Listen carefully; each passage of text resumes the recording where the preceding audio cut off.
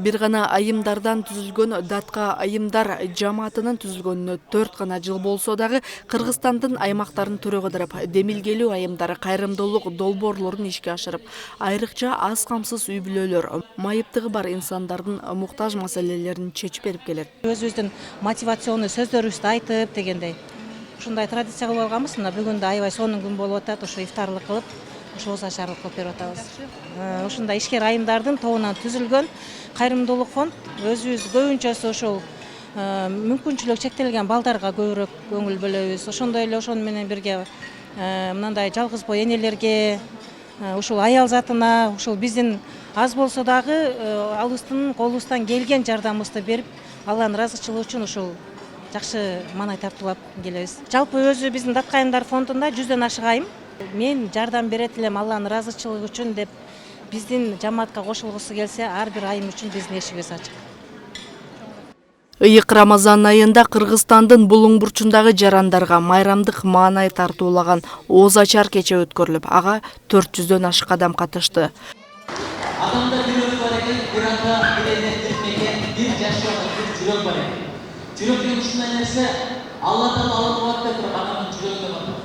Жүрөккө бир дагы нерсе ылайык эмес. Анткени жүрөктүн баасы жок. Бирок жүрөктүн бир гана баасы бар, анын аты жылуу сөз. Бир секчи сөздөрдү арнай берем. Орозо деген ушундай нерсе, көздү машыктырасың, тилди машыктырасың, кулакты машыктырасың, көңгөн нерсе калып кетпес, улап кетет. 30 күн кандай жакшы болсо, калган 11 ай ичинде жакшылык кое берет. Кудайым ошол жеткенсиз, айткан сөз бекер эмес. Адамга эң күн сайын адам болот. Бирок кээ бир адамдардын батасы кет. Бирок кээ бир адамдардын батасы аябай жакшы кет. Бул жерде өктөм калечеги өзүнүн ушундай апалардын батасы жакшы кет. Датка айымдардын батасы жакшы кет. Алардын батасы жакшы кет. Айтат го, кара өлөксө соп келген нерселер бар. Бири Бейим Куран, бири Кааба, бири Алланын жүзү, бири ата менен апанын жүзү. Ошолордун назарынан калтырбасын. Мен айтайын дегеним, өзгөчө батасы кет турган инсандар бар. Ушул жерде отурат, бири Карасман отурат. Биринчисинде арман бар, биринчисинде муктаждык бар, биринин бир нерсеге муктаждык бар. Бирок билесиздерби, бул дүйнөдөгү тарап. Өмүрдү жакшылык узартат демекчи Алтынбек Кабаев мүмкүнчүлүгү чектелген жарандарга социалдык түйүндөр аркылуу бир аянтча түзүп, кайсы бир көйгөйдү чечүү жолун жеңилдештирип, алардын укугун коргоо жаатында талыкпай эмгектенип келет. Биздин ДМЧ Лоозу коомдук фондубуз мамлекетибиз боюнча иш алып барабыз. Ар бир областьтарда, ар бир райондордо координатор, кураторлорубуз бар. Ошондой эле баягы майыптуулар адамдар ыңгайлуу болуш үчүн биз бардыгын баягы соцсеттер менен онлайн иштейбиз да. Себеби майыптуулар адамдардын баары эле баса албайт, же болбосо жете турган жерден жете албайт. Ал эми биз ошол себептен ыңгайлуулук үчүн онлайн да основном. WhatsApp группаларыбыз, Instagram, Facebook баракчалар менен. Биздин ишмердүүлүктө жана WhatsApp группалар, Facebook баракчаларда отпойбузбу? Ошолор аркылуу бизге кайрылуулар келип түшөт. Биз аны ар бир район, областтын биринчи ушундай баскыч менен райондогу жергиликтүү бийлик менен чечебиз. Алар реакция бербей же күч келбесе областка, анан кийин республикага салабыз да.